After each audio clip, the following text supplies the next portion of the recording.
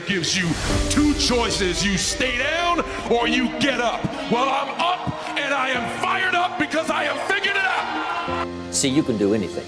You can get up any hour, read any book, take any class, make any change, develop any skill, do any discipline. I mean, you can do it all. When this how and the why, or when the why starts to grow, the how gets simple. Why would you not go for it? Why would you not take a chance? At one point in time, you got to take a chance on you. One bad chapter doesn't mean your story is over. You cannot change what has happened, but you can change what happens next. Okay, the same old thing. Life is an endless succession of failures and disappointments. Well, look on the bright side, Plankton. If all your hopes and dreams finally came true, then you wouldn't have anything left to look forward to. Well, I didn't think I could feel any worse, but at least I know now that anything's possible. One SpongeBob is more than the world can handle anyway. You're a unique snowflake. I had to stop giving a fuck about people. That was the biggest thing. I had to stop caring what people thought about me. I realized that everybody's fucked up. That's the one thing I realized. I walked around and I put these people on a fucking pedestal. Everybody was better than me. So I can't tell you anything about me because you're gonna judge me and I'm gonna feel even worse than what I am. What I realized, once I calmed my mind down and sat back and looked at how jacked up this world is, once you realize that you are not alone, everybody that's talking to you about how jacked up you are, only thing they've done better than you is they've hidden their fucked up world better than you have. That's all they've done. The world ain't all sunshine and rainbows. It's a very mean and nasty place, and I don't care how tough you are, it will beat you to your knees and keep you there permanently if you let it. You, me, or nobody is gonna hit as hard as life. But it ain't about how hard you hit. It's about how hard you can get hit and keep moving forward. How much you can take and keep moving forward.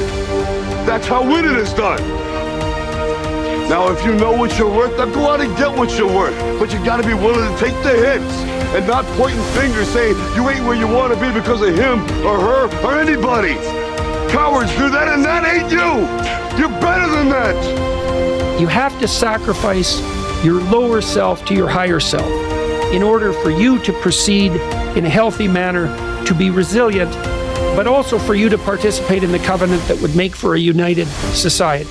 Sometimes, no matter how nice you are, people will still take advantage. People will still lie. People will still walk away. And that's okay, because your kindness is about you, not about them. Don't let their actions change your heart. Don't let their choices change your character. Stay kind, stay real, and let them lose a good soul while you keep your peace. Nobody coming. There's nobody coming to save you. There's nobody coming to help you. A knight in shining armor isn't going to ride in and save you. You are the only one that's going to be able to save you. Start to feel great.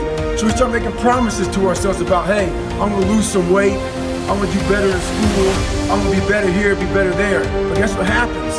The real Merry Christmas happens when all of that noise is gone, it's quiet, and it's you against you, and now all those endorphins are gone. And I promise you made about getting up early and getting after it to go lose weight, study harder, guess what? It's a lot harder now. That repetition becomes a lot harder now. So a lot of us can't do things on our own. So find somebody in your life. So when you throw that towel in, they throw that motherfucker back at you and say, you're not done yet. Worrying is like being stuck in quicksand. The more you struggle with things outside of your control, the deeper you sink. Think about it. What good does worrying actually do? It drains your energy, robs you of joy, and distracts you from the things you can control, like your thoughts, your actions, and your mindset.